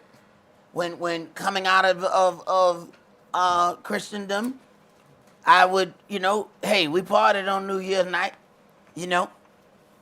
and so then we come out of the streets and we said, well, you know what, I'm gonna go and I'm gonna worship God on New Year. So then I start going to watch night service, and then to make it fit in, hey, they made it like a church party on that night. But then what got my attention, I was enjoying all the church party. It was when they asked us to turn around and look at the back door. And they counted down to New Year. And then said, now turn around and look at your future. Now that one stuck with me. I said, now that's interesting. Then I went another year. And they did the same thing. I said, wait a minute. So that wasn't just something he was feeling. That was a ritual. Then I went somewhere else. And they did the same ritual. I said, well, you know what, wait a minute. This whatever this is, this turning around at midnight, and he says, look at your past, now turn around, look at your future. Janus is the God that looks into the past and the future, but the best time to worship him is at midnight on New Year's Eve. So there was a ritual going on that I couldn't find nowhere in this book. But every Christian church did it on New Year. Who told them to do it? Now, this is one thing. I can at least respect some people when they have their fables, and you can find their fables. Look, we just read something, and it says, You can find it on page 651. all right, okay, so we know where your tradition and your fable come from. Where the hell did watch night come from? How is it that every pastor did it, but nobody can tell us where it comes from? Is there another book that instructs church leaders, but is not to be given to church people? I only ask because it was done exactly the same in every place I went. Yet there's nowhere where any of that is printed. How did they get the exact instructions? How did the guy across town also did the thing that the other guy did across town? Where did they get it? Okay. Isaiah 58, started at verse 1. Cry aloud, spare not, lift up your voice like a trumpet, and show my people their transgression, and the house of Jacob their sins. Yet they seek me daily, and delight to know my ways, as a nation that did righteousness, and forsook not the ordinance of their El. They ask of me the ordinances of justice. They take delight in approaching to Elohim. Wherefore have we fasted, say they, and have you seen not? Wherefore have we afflicted our souls, and you take no knowledge? Behold, in the day of your fast you find pleasure, and exact all your labors. Behold, you fast for strife and debate, and to smite with the fist of wickedness. You shall not fast as you do this day, to make your voice to be heard on high. Now, wait a minute. So, we always looked at this as a thing of him looking at our individual fast. Wait a minute. There are whole set out national fasts. When somebody is having a personal fast, they are fasting for a specific reason. No, he's talking about something different then.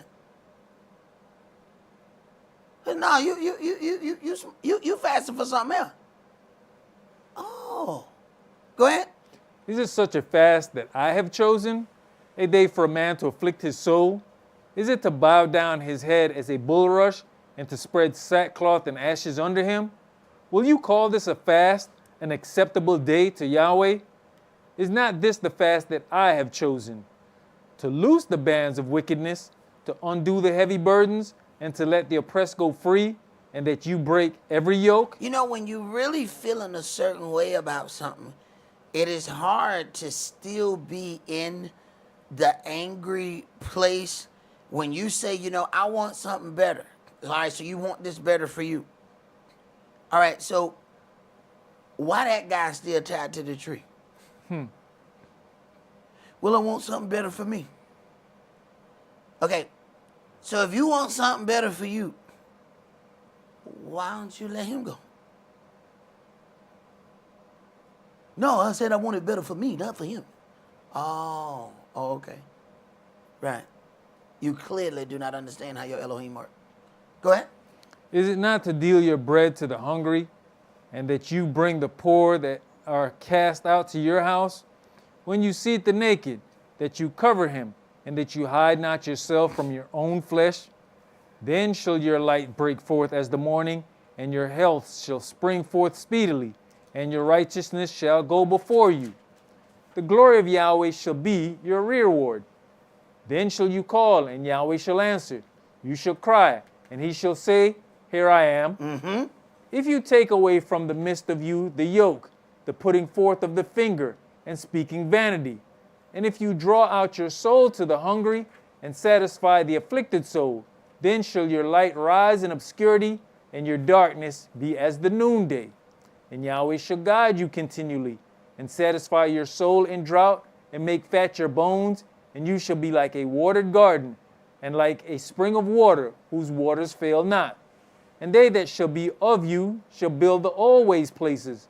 You shall raise up the foundations of many generations, and you shall be called the repairer of the breach, the restorer of paths to dwell in. If you turn away your foot from the Shabbat, from doing your pleasure on my holy day, and call the Shabbat a delight, the holy of Yahweh, honorable, and shall honor him, not doing your own ways, nor finding your own pleasure, nor speaking your own words, then shall you delight yourself in Yahweh, and I'll cause you to ride upon the high places of the earth, and feed you with the heritage of Jacob your father, for the mouth of Yahweh has spoken it. All right, let's go to Deuteronomy chapter 28.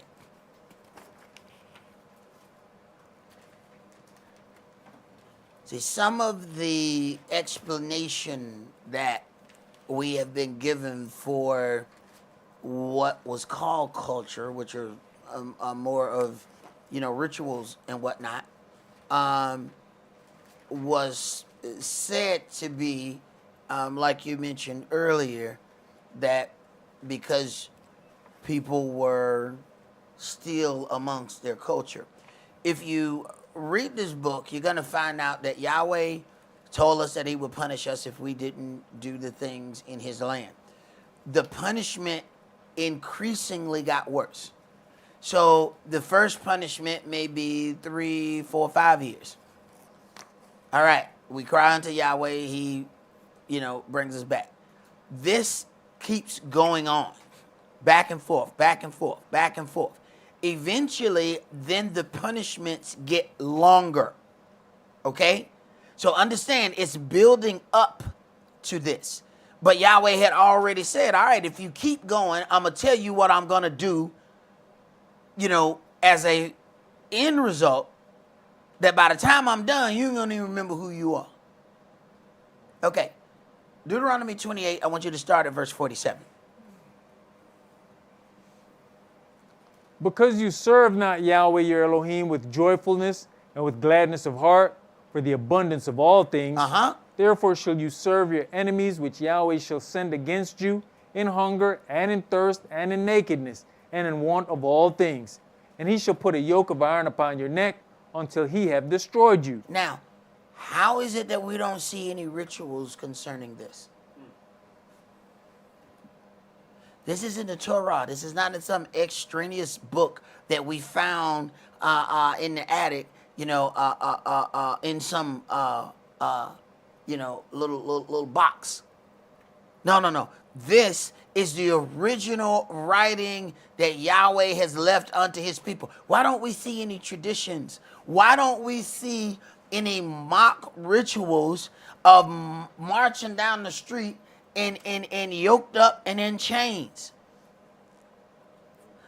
Well, I guess that would have to actually happen to you before you can do a ritual about it. Interesting. Keep reading.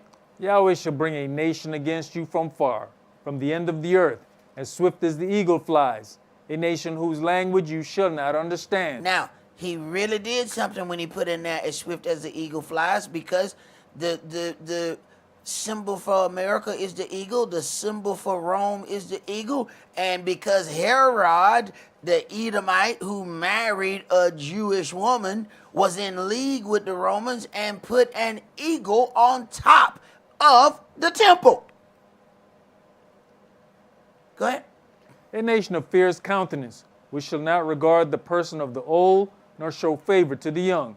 And he shall eat the fruit of your cattle and the fruit of your land, until you be destroyed, which also shall not leave you either corn, wine, or oil, or the increase of your kind, or flocks of your sheep, until he have destroyed you. And he shall besiege you in all your gates, until your high and fenced walls come down, wherein you trusted, throughout all your land. And he shall besiege you in all your gates throughout all your land, which Yahweh your Elohim has given you. And you shall eat the fruit of your own body, the flesh of your sons and of your daughters, which Yahweh your Elohim has given you in the siege and in the straitness, wherewith your enemies shall distress you. You can't get any more horrible than being starved to the point that you start looking at a little man with some salt and pepper. You can't get no worse than that. Now, we have all of these fasts that are given as tradition, but then there's certain things that you're just not going to run into. Go ahead. So that the man that is tender among you and very delicate, his eyes shall be evil toward his brother, and toward the wife of his bosom, and toward the remnant of his children, which he shall leave, so that he will not give to any of them of the flesh of his children whom he shall eat, because he has nothing left him in the siege, and in the straitness where your enemies shall distress you in all your gates. It's kind of interesting when, you go back through history and people say, well, no, that was us that did that. Ain't nobody standing in line to take this one. No, that was us. They were slaves in Egypt. All right, so you ate your kid? No, I slept through that part. I didn't. Oh, okay. Go ahead.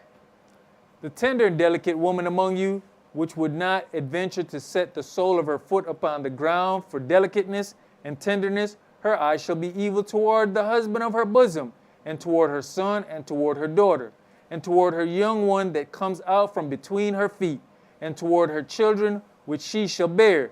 For she shall eat them for want of all things secretly in the siege and straitness, wherewith your enemies shall distress you in your gates. If you will not observe to do all the words of this law that are written in this book, that you may fear this glorious and fearful name, Yahweh your Elohim, then Yahweh shall make your plagues wonderful, and the plagues of your seed, even great plagues, and of long continuance, and sore sickness, and of long continuance. Moreover, he will bring upon you all the diseases of Egypt, which you was afraid of, and they shall cleave unto you. Also every sickness and every plague, which is not written in the book of this law, then will Yahweh bring upon you until you be destroyed. Right. And you look at all the ailments that come. There are ailments that only we as a people have here.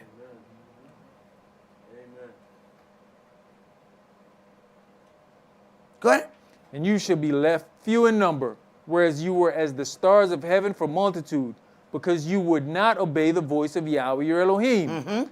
And it shall come to pass, that as Yahweh rejoiced over you to do you good and to multiply you, so Yahweh will rejoice over you to destroy you and to bring you to naught. And you shall be plucked from off the land whither you go to possess it. And Yahweh shall scatter you among all people, from the one end of the earth even unto the other, and there you shall serve other gods. Now, here is another situation that nobody can deal with. People are giving us the narrative that they have always been in this area and they have always kept the culture. That goes against the prophecy. It says that the true children of Israel are going to serve other gods. It says that the true children of Israel are not going to know that they're Israelite.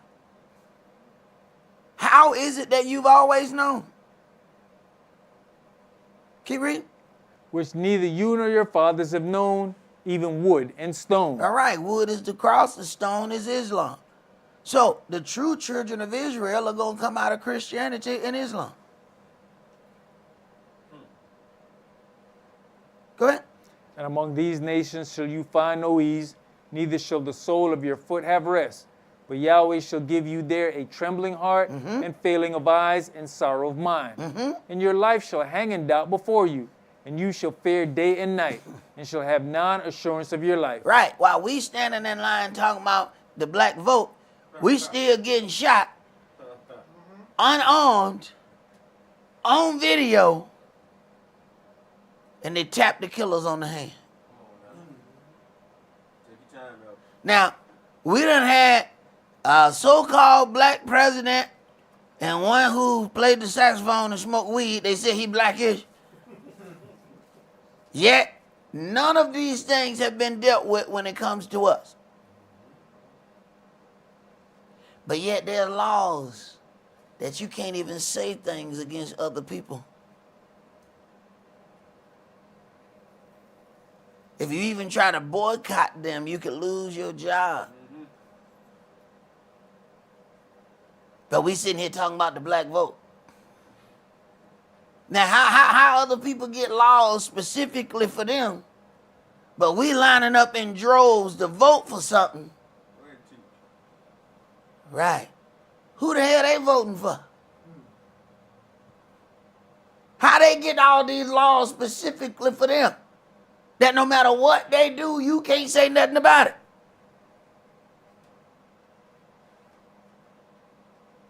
Then obviously we must be going at something the wrong way. See, some of that money that we throwing at Gucci and Prada, maybe some of that money should be going with, hey, look here. How much a congressman cost? I need to buy me a congressman. Because I realize how everybody else is getting, you know what, I was going to buy a house. But Johnny Axelson will do. Come on, Johnny, come on. Let me buy Johnny. Let me get Johnny. Because obviously whatever we doing ain't working. We buying all the wrong things. Because you find out what the other people doing, they buying congressmen.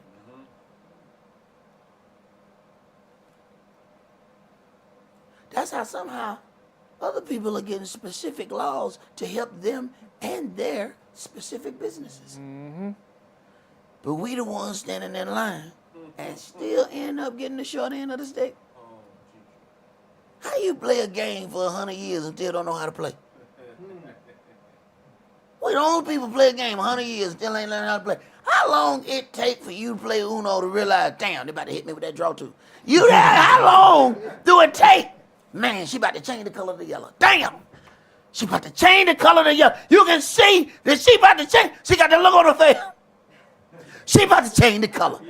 You swear you about to go Uno, and you know she about to change this color. How you play a game for 100 years, you still don't know how to play? And what's worse, when you playing by the perceived rules of the game. So you got to understand, when you playing a game, there are perceived rules.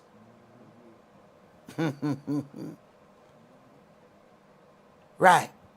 There's a rule book, and then there's the rules of the game. See? See, once you get, the spit knocked out of you one time, you realize, now, wait a minute, that was illegal. It didn't put that spit back in your mouth, though, did it? Then you realize, oh, okay, there's a different game being played here. See? And every game has that. There's the perceived rules, and then there's how the game really goes. How is it we've been playing for 100 years and we still don't know how to play? We still playing by the same dumb rule. We lining up, register to vote. We come out dancing, dance for the vote. We gonna dance for the vote. Here we go. We doing the same old dumb stuff we've been doing for 100 years.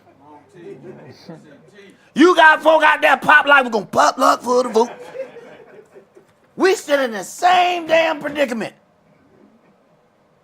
Because we keep playing by the perceived rules of the game.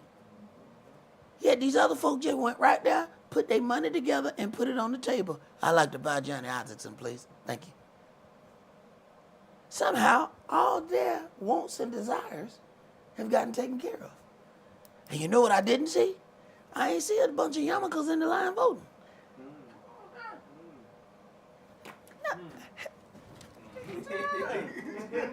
I ain't seen one in the line voting.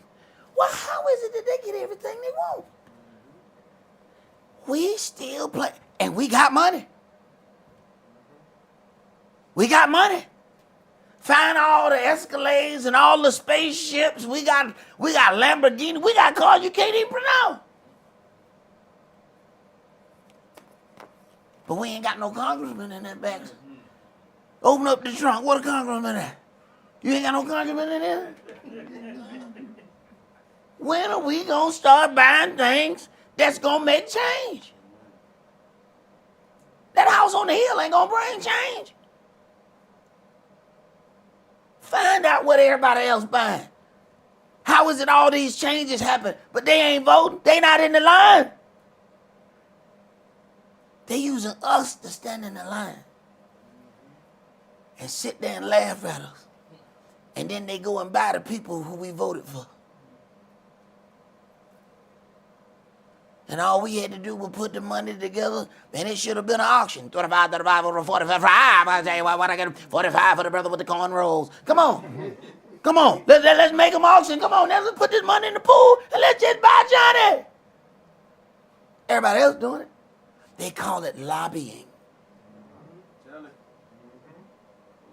They're buying. It is completely legal. You're buying your representative. But y'all gonna stand in line and vote and then feel all proud when you get that little ugly ass peach on your, I voted today. And then we walk around and we walk what? I'm talking about, and we walk like we treading water too.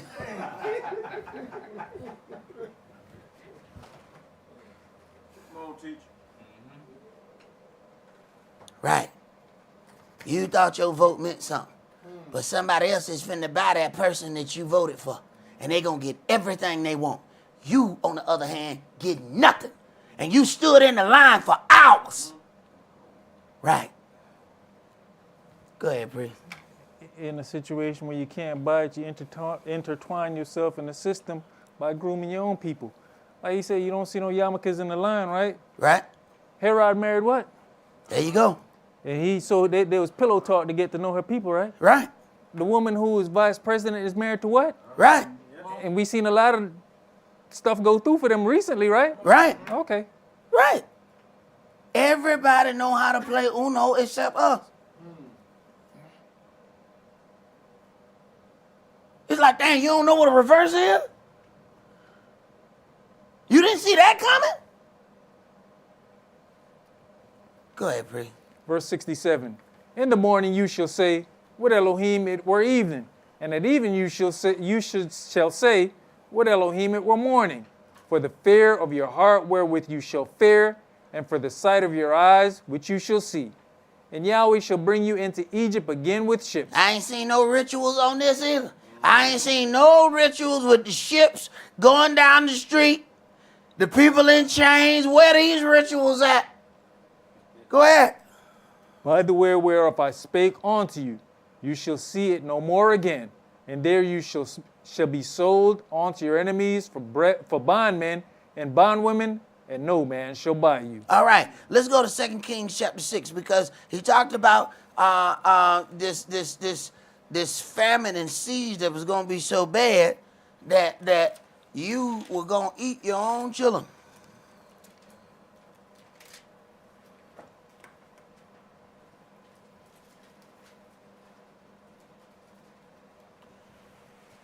Second Kings 6, and start that at verse 24.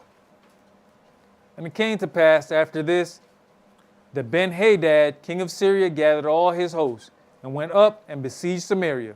And there was a great famine in Samaria, and behold, they besieged it until an ass's head was sold for 80 pieces of silver, and the fourth part of a cab of dove's dung for 5 pieces of silver.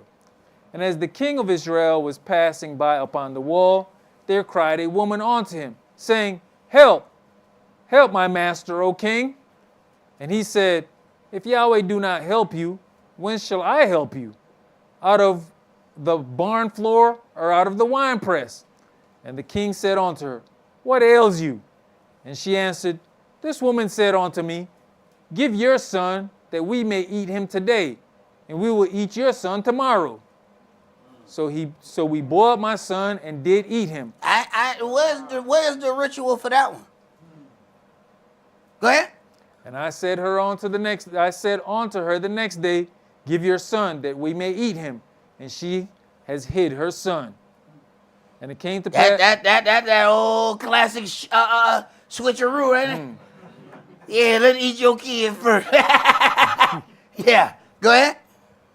And it came to pass, when the king heard the words of the woman, that he rent his clothes, and he passed by upon the wall, and the people looked, and behold, he had sackcloth within upon his flesh. Now, if you want to talk about something to mourn, if you're looking for something to mourn, you can't get no better or worse, depending on how you look at it, than this.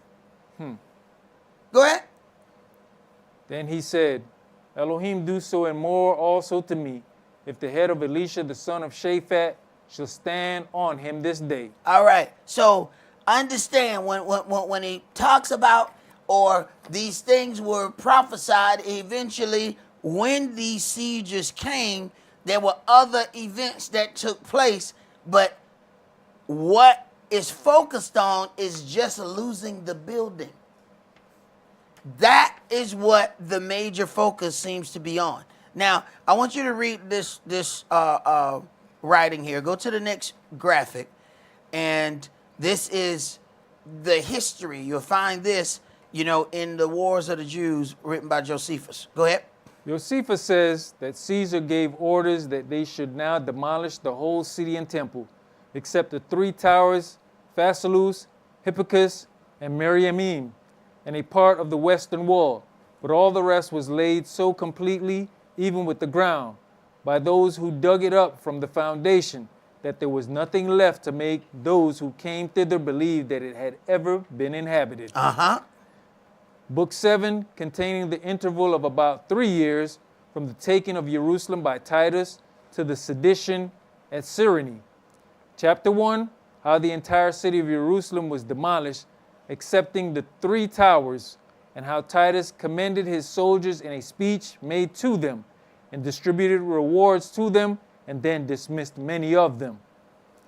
Now as soon as the army had no more people to slay or to plunder, because there remained none to be the objects of their fury, for they would not have spared any, had there remained any other work to be done. So then Caesar is doing this. So if someone was saying, hey, we deserve reparations, it seemed like reparations should be coming from Rome.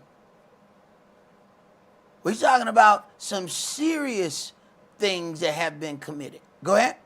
Caesar gave orders that they should not demolish the entire city and temple, but should leave as many of the towers standing as were of the greatest amenity, that is, Phasaelus and Hippicus and Meriamim, and so much of the wall as enclosed the city on the west side.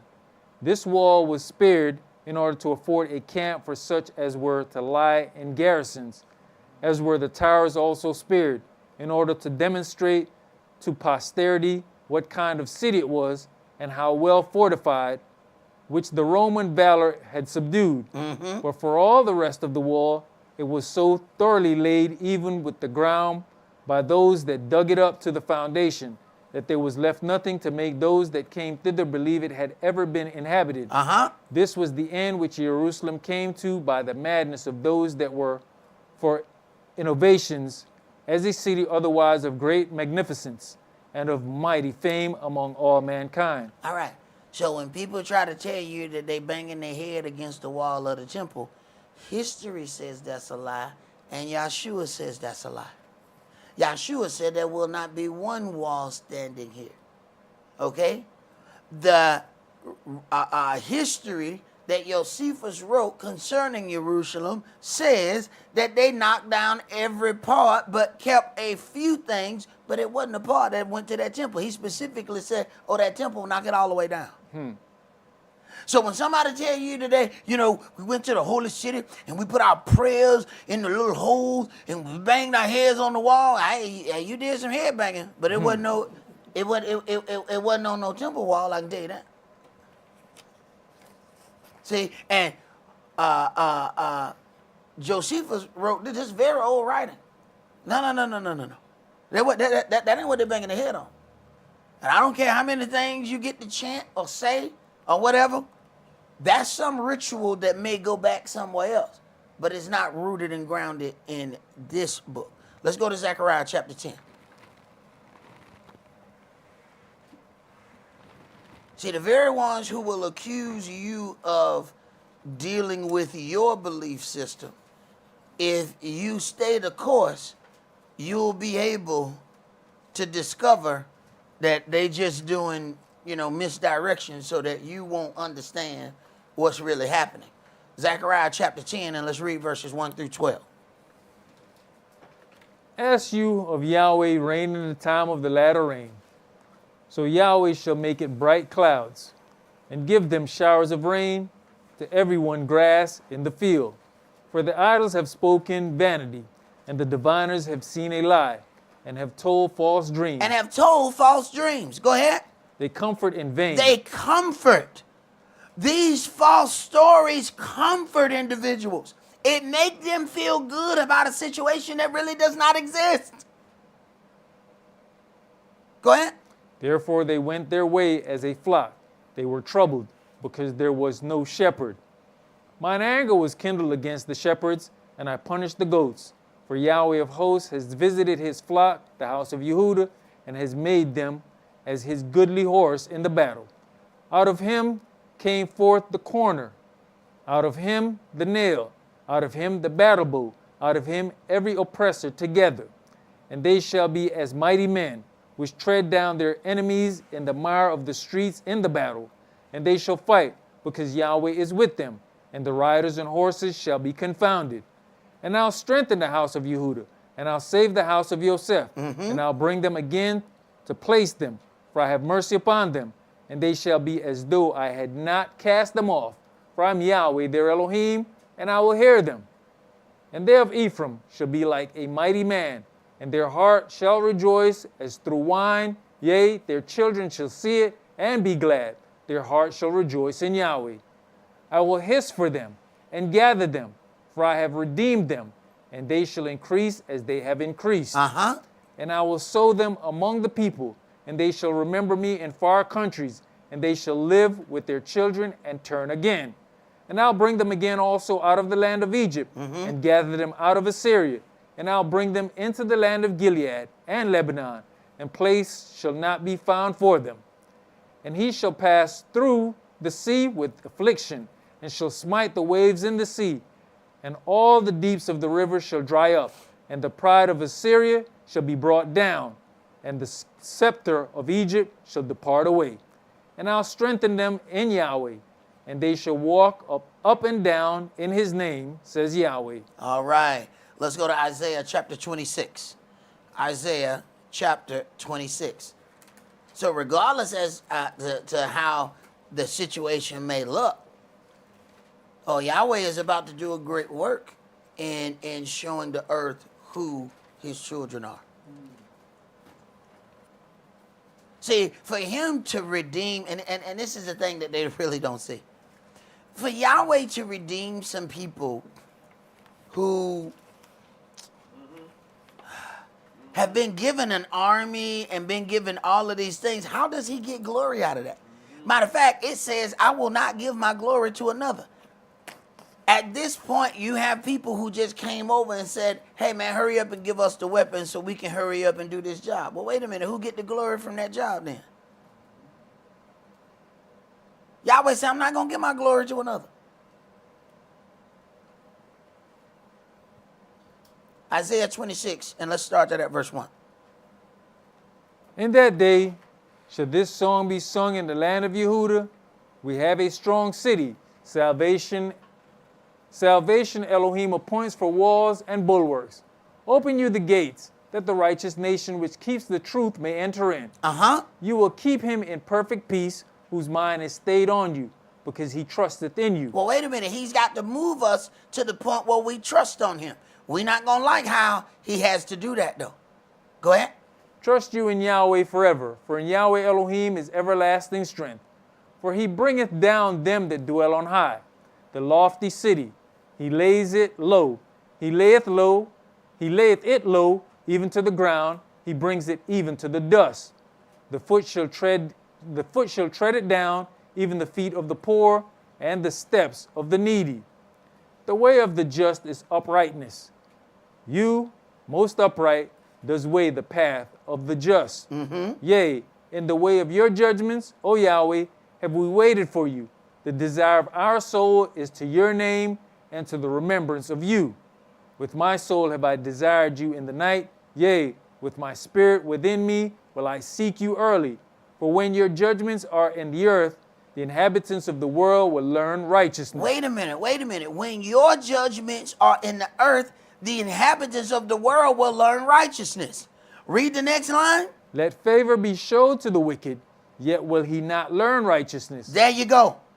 You got to put them together. For when your judgments are in the earth, the inhabitants of the world will learn righteousness. Let favor be showed unto the wicked. Every time we think we letting somebody go and we saying, okay, well, I'm being nice to them. Right. You showing them favor. And they are never going to learn righteousness.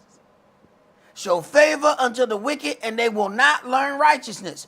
Put judgment to them and they will learn what righteousness is. So all that we thought we were being nice, we were letting them keep learning wickedness.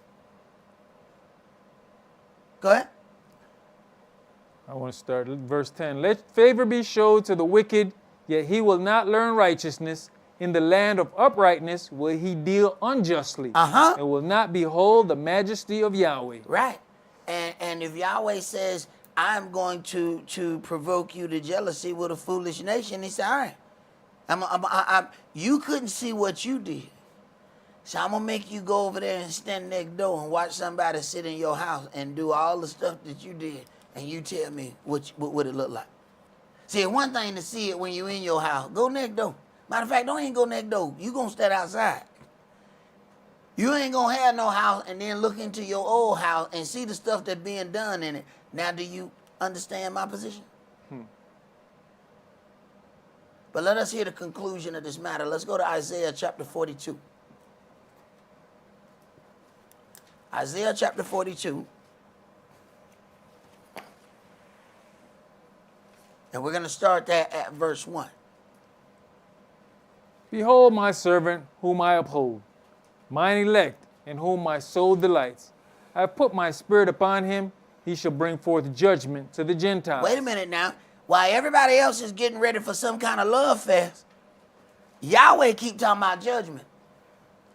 Yahweh is talking about judgment to some people who said that they are not subject unto the law. Uh-oh. There's going to be a rude awakening somewhere. Go ahead. He shall not cry, nor lift up, nor cause his voice to be heard in the street. A bruised reed shall he not break, and the smoking flax shall he not quench. He shall bring forth judgment unto truth. He shall not fail nor be discouraged till he have set judgment in the earth, and the eyes shall wait for his law. Thus says Elohim, Yahweh, he that created the heavens and stretched them out, he that spread forth the earth and that which comes out of it, he that gives breath unto the people upon it, and spirit to them that walk therein. I, Yahweh, have called you in righteousness, and will hold your hand, and will keep you, and give you for a covenant of the people, for a light of the Gentiles. Wait a minute. I, Yahweh, have called you in righteousness and will hold your hand and will keep you and will give you for a covenant of the people. Wait a minute.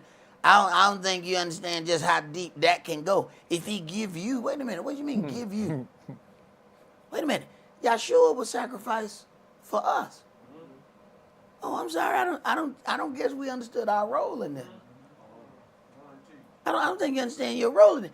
No. You are the perfect sacrifice. See, while you was watching a perfect sacrifice, you didn't understand that you was a perfect sacrifice for the heathen. See, he was a perfect sacrifice for you. You a perfect sacrifice for them. Boy, it's messed up when you've been playing the game 10 years and finally understand the rules, ain't it? Damn. Go ahead. To open the blind eyes, to bring out the prisoners from the prison, and them that sit in darkness out of the prison house. Wait a minute. They open them prison doors. Let me tell you something. I can tell you what's going to come out of there. Now, he's saying it's his people. See, now we got to ask ourselves some questions. Because if the people in the land are his people, when they open the prison house, that who supposed to come out? I'm just telling you what the book say. But now you understand why people might need other books and other traditions and other rituals. Because if you keep going into this, it's going to lead you back to one people.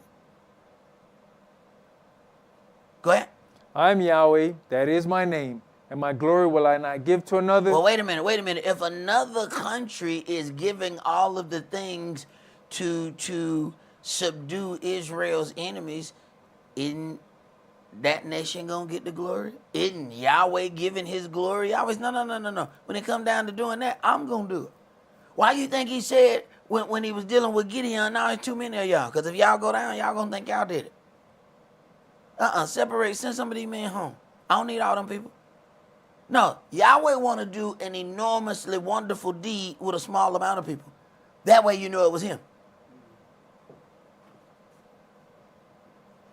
So he ain't finna let some other nation give you all the weaponry and then you do that. Then that other nation get all the credit. When the woman went down with Barak, what happened? They said, you ain't gonna get no credit. Since you needed that woman to go, I'm gonna get a credit in the hand of the woman. See?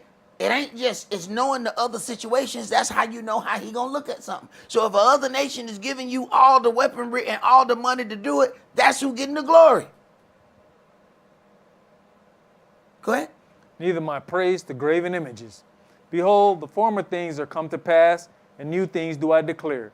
Before they spring forth, I tell you of them. Right. Before they spring forth, I tell you. So when somebody can tell me all these other things, I have to ask questions. All right, now, if you are his people, then I should be able to find the most horrific thing that was going to happen to you. I should be able to find it in this book. Because the most horrific thing that have happened to us, I found it in this book before it happened to us.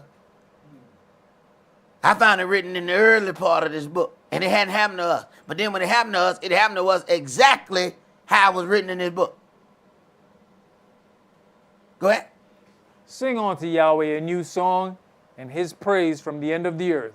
You that go down to the sea, and all that is therein, the isles and the inhabitants thereof.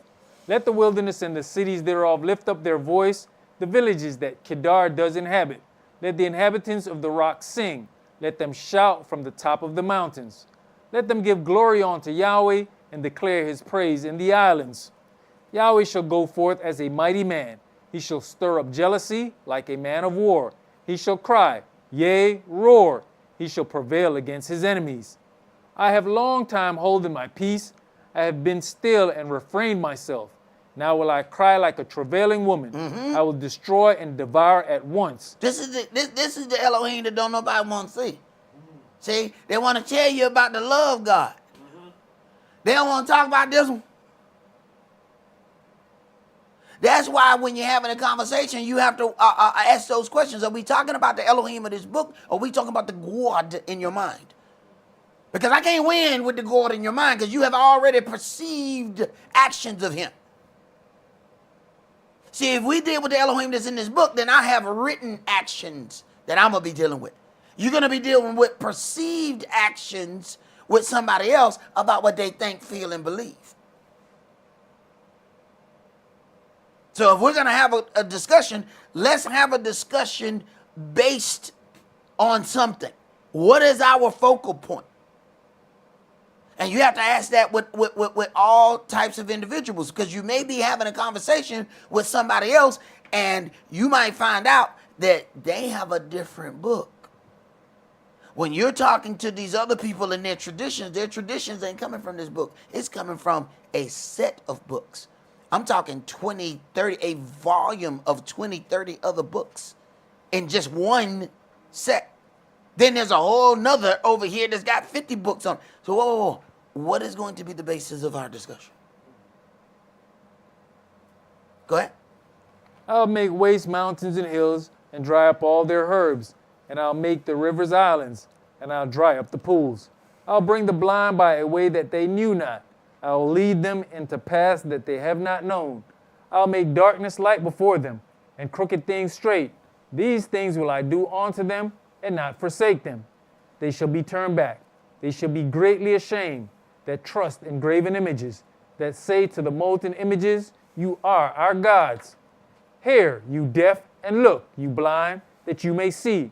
Who is blind but my servant, or deaf as my messenger that I sent?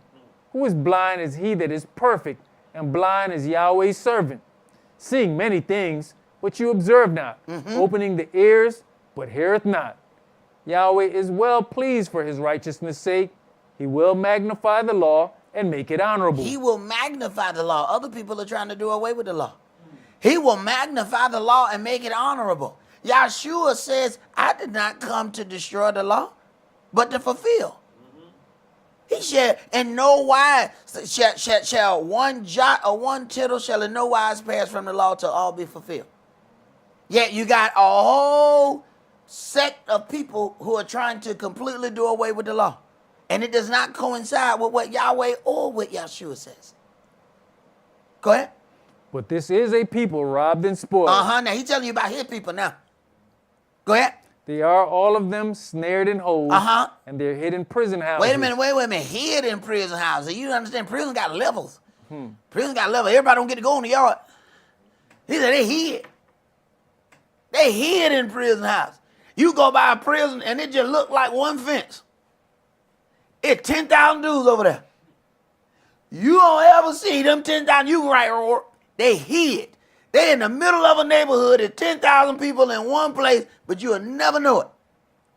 You wonder when you drive by, how many people in there?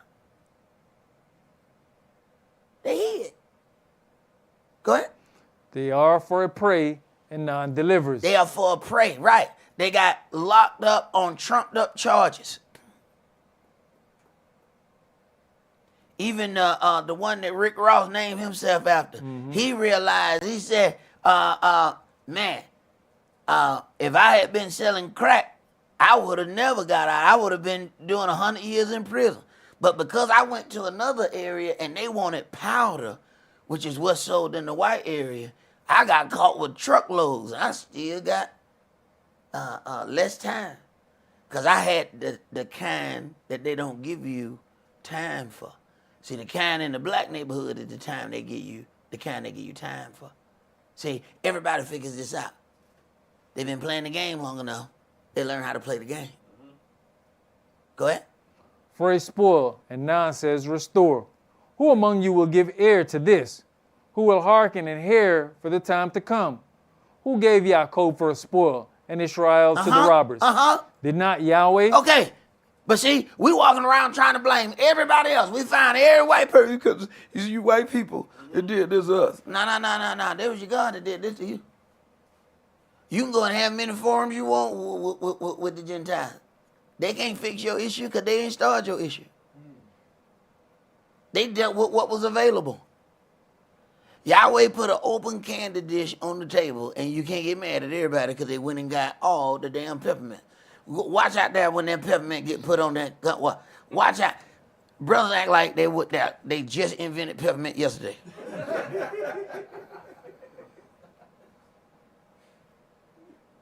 That's what happened. It's put out there. When you get to a point and you have transgressed against your Elohim, he removed the hedge and sit your open jaw right on the table. And the nations partake of you. Is it the nation's fault who partake of you or the one who caused it? First of all, you caused it. But it was your Elohim who removed the hedge and put that open jaw so that the nations can partake of you anyhow they want. Go ahead. He against whom we have sinned. For they would not walk in his ways, neither were they obedient unto his law. Therefore he has poured upon him the fury of his anger. Right. And see, these are things that we don't even understand. He poured the fury of his anger and he used the Gentiles to do it. So now we get angry at the switch instead of the person holding the switch. I can't stand that cowhide he whooped me with. The genuine leather. So now we're going to get mad at the cow that made the leather belt instead of the person swinging the belt. But see, it's hard to direct our anger toward Yahweh. So we direct our anger toward a fight that we might have a possibility of winning. Go ahead. And the strength of the battle, and it has set him on fire round about. Yet he knew not, and it burnt him, yet he laid it not to heart. Right. And although some of these things might be upsetting, it is those very things that declare unto us who we are. While we were doing this research, we constantly run into this thing. Well, who are these people? Well, my brother Kish had a graphic, and he couldn't show it, so I figured I'd put it up there for y'all. Go to that last graphic. Now, they say Christ is not black or white, but he's olive. Now, I ask you to pick out which olive you believe Christ and his people. Now, there's more than one olive, so pick your olive. All right? Pick your olive. Either he Gomorrah, Huck, or one of the other olives. And as it is written, he and his people. He is not different from his people. So I ask you, which one of them, because I'm tired of running into this point. Oh, they're not white or black. They're olive. All right, pick one. That's all that we're going to do for today. Remember the Sabbath to keep it holy. Shabbat shalom. Shabbat shalom.